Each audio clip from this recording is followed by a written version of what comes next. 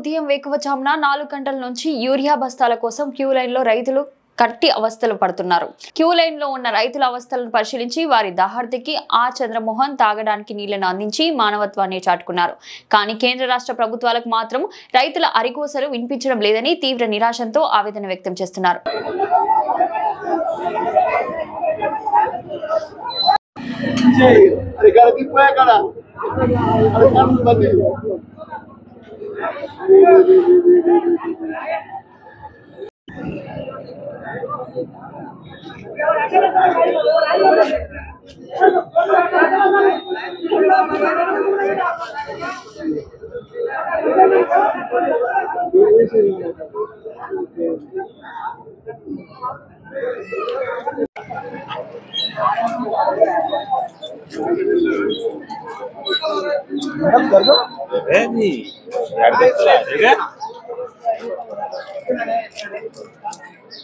ఏ ఊరు పెద్ద మంచి రుక్కమ్మపల్లి.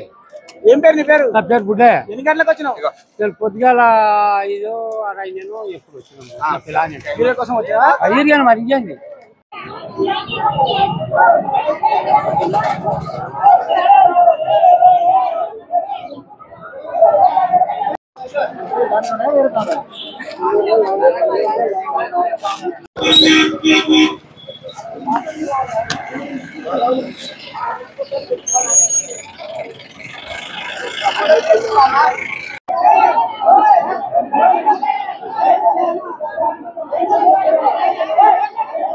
ఎక్కడికి వచ్చినావు? దర్పల్లి. ఏం పేరు నీ పేరు? నర్సింగ్. ఎన్ని గంటలకు వచ్చినావు?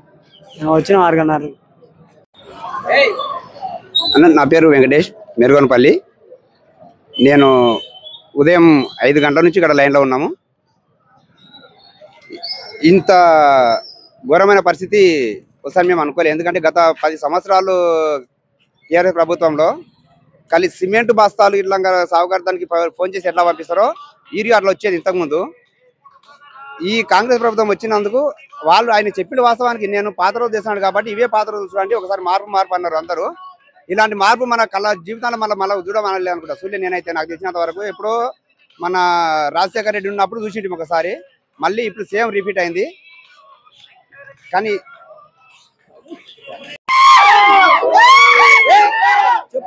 మాట్లాడదు.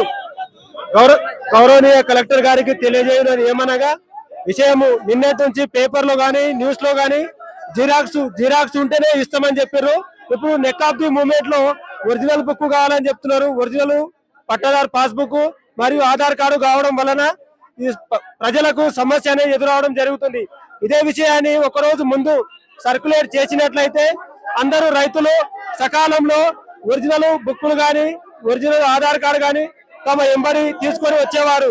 ఇటు విషయాన్ని గౌరవనీయ కలెక్టర్ గారి దృష్టికి తెలియజేయలేదు ఏమనగా ప్రజలు రాత్రి నుండి తిండి నిద్ర ఆహారాలు మాని పెస్టిసైడ్ చేపల ముంగు పడిగాపులు కాయడం జరిగింది. ఇటు విషయంలో మన అగ్రికల్చర్ ఆఫీసర్ గారు చొరవ తీసుకొని రైతులకు న్యాయం చేయగలరని కోరడం జరుగుతున్నది. ఇప్పుడు జిరాక్స్ తోటి మనకు ఇచ్చే విధంగా తగు చర్యలు తీసుకోగలరని చెప్పి గౌరవనీయ కలెక్టర్ గారికి విన్నవించుకోవడం జరుగుతుంది. Thank you.